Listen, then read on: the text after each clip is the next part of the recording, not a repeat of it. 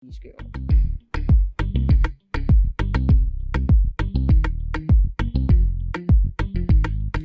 Good morning and thank you for joining me on Debbie's Grill, where we talk about matters that concern the state, void of politics, fear, or favor. Now, Senior Pastor of Agape House New Testament Church, Reverend Richard Whitcomb, has stated that Ghana's greatest challenge is not political leadership, but the conduct of its citizens. So, delivering a sermon on Saturday 21st, he urged Ghanaians to pursue personal transformation rather than pinning all hope on political change. He emphasized that his message was not rooted in partisanship, making it clear that it holds a political affiliation. Don't cry about corruption in government when you run your business corruptly. Don't bemoan bribery in society when you pay and accept bribes in your business, he said. He concluded by affirming that national transformation begins with spiritual renewal and called on Christians to live according to God's word if they truly desire to see Ghana flourish. So this was from the senior pastor of Agape New House Testament Church. So he's actually saying that the greatest challenge we have is not about our political leadership, but the conduct of its citizens. Now, the politicians, they are also citizens, right?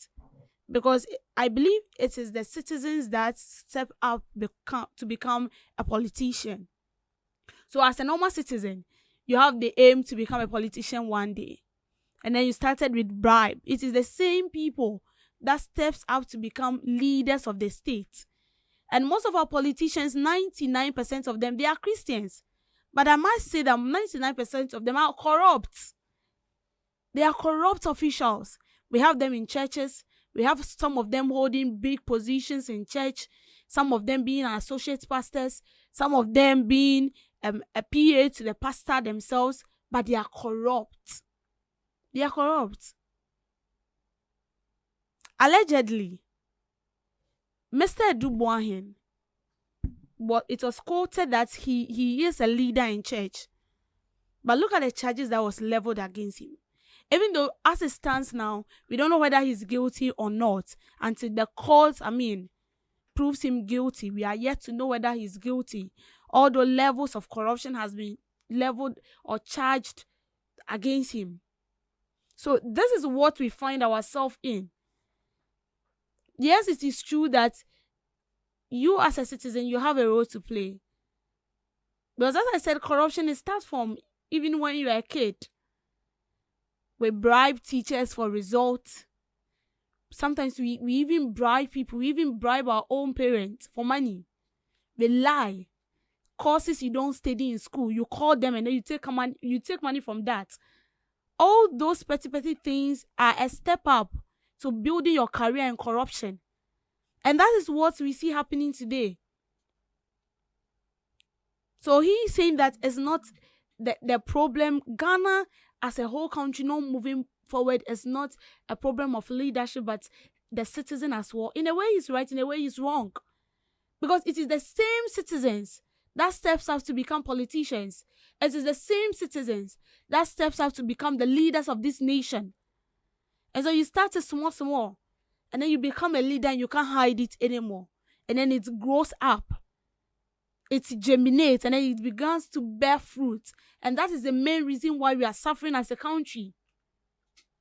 Because our leaders, they are corrupt. And our leaders, they are leaders, but they are also citizens of this country. Are they? Are they not? Yes, they are. They hold big positions in office,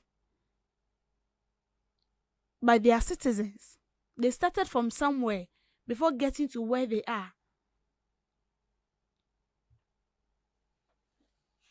And sometimes we, the citizens, are also helping them to promote corruption. Recently, there have been reduction in fuel prices. Ask yourself, how many drivers have hit to this call? 0 out of 0. 0 out of 0. Some even take, they take more than what they are supposed to take. And then when you try to retaliate, it turns a different thing. And this is how it all starts. Even security personnel that are supposed to ensure that this sort of bribery and corruption minimizes in the country, they are promoting it. You be in a vehicle where the driver is supposed to stop, where the driver is supposed to pick passengers. They don't abide by it. But then you see a police officer there. Instead of the police officer to correct the driver, he takes something into his pocket and then it ends there. How do we expect to grow? So you see, when it has to do with corruption, we are all involved. From the leaders to the last person, we are all involved. And I don't know whether corruption is in our blood. I don't know whether we were born with it. For that, I can't tell. But you see, it is very painful when we keep preaching about corruption. We keep talking about corruption. But then instead of we minimizing it, it's like the more we talk about it, the more there is a rise in corruption-related cases. And then our leaders are allowed to go scot-free, just like that. And because they themselves are doing it, they cannot correct you. How will you feel if somebody sees himself to be a mentor, sees himself to be a leader, and the person is not doing the right thing, and then the person comes to stand in front of you advising you? What will you do? In your mind, you'll be like, why? Is he kidding? Because one, you're not doing the right thing. And if you're not doing the right thing, how do you advise someone to do the right thing? You can't advise the person to do the right thing because you yourself, you are not doing the right thing. You are at fault. And that is what is going on in this country. It is very funny and pity when I see some top officials talking about corruption, whilst they themselves are endowed in corruption. In fact, they were bathed in corruption.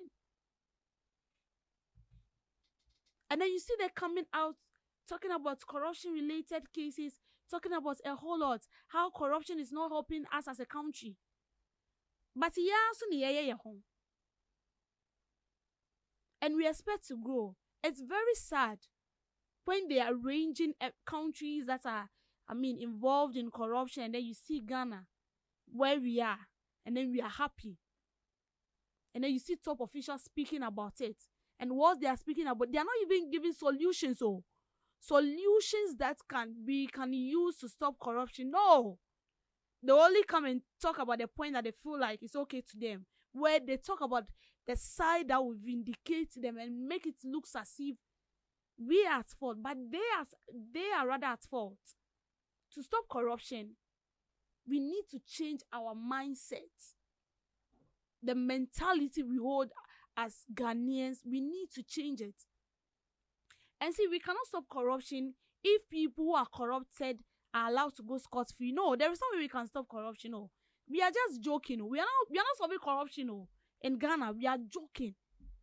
In fact, we are jokes. Seriously. You can actually come out and bring out a data that does not exist. 188 people being paid.